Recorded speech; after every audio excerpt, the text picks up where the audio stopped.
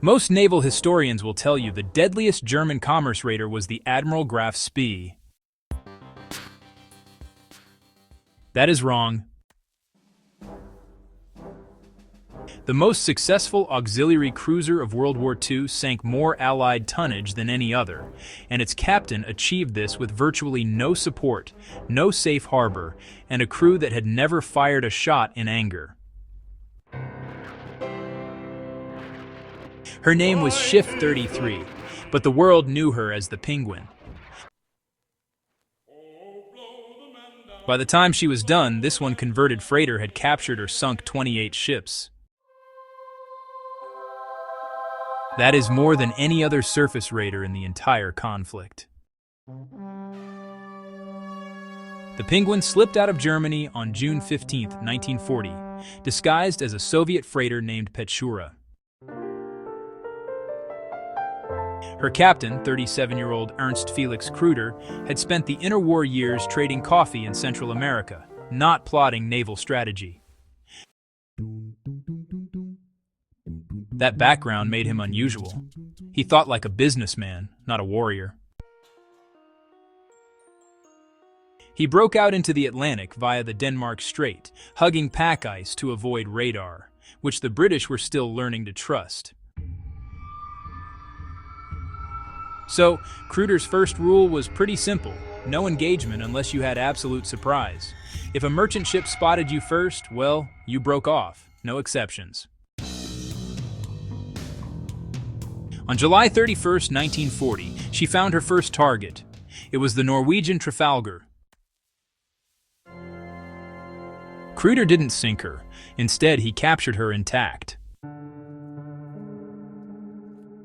This was the overlooked decision that really defined the Pinguin. Most raiders, just blew ships out of the water, but Kruder needed fuel, parts, and, well, even fresh meat.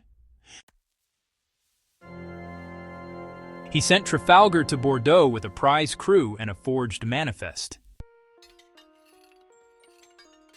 Over the next 8 months, Pinguin systematically avoided the Royal Navy's hunting groups by never staying in one ocean for more than 3 weeks.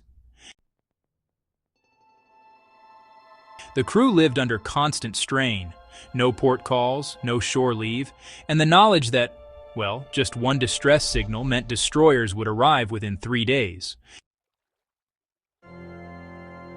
One of Kruder's most effective tactics was psychological. He flew neutral flags until he was within 3,000 yards, point-blank range. Then he would order the target to stop transmitting. If they complied, no one died. But if they reached for the radio key, he fired a single aimed shot across the bow. In 14 months of raiding, the Pinguin killed only 1 civilian sailor. That was not mercy, it was tactics. Dead crews meant investigations and patrols. Kruder also understood intelligence. Every captured ship gave him code books, weather reports, and convoy schedules. Her most famous exploit came in January 1941, when she captured the Norwegian whaling fleet near Antarctica. 3 factory ships and 11 catchers, all taken without a shot.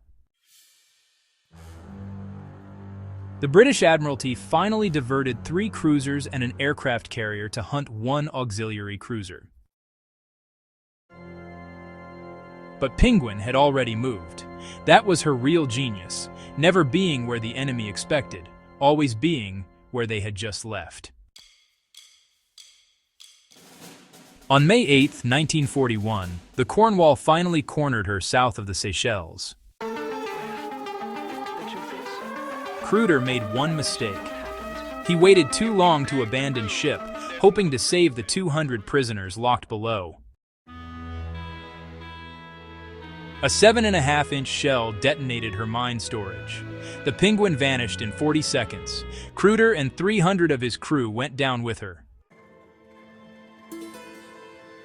341 of her prisoners survived. That number is rarely mentioned. It tells you everything about how she fought.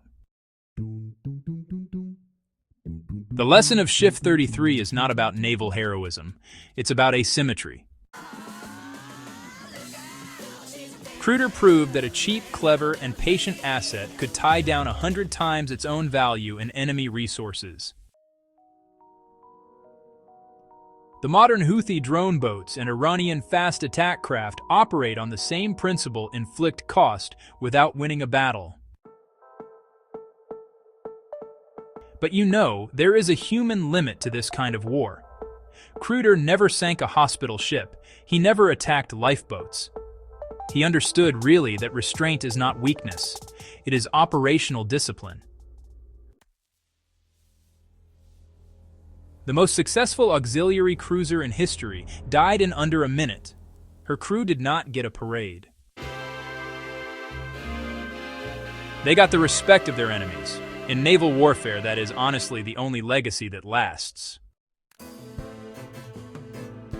Subscribe to War Machiner, and hey, share this if you value history that goes deeper.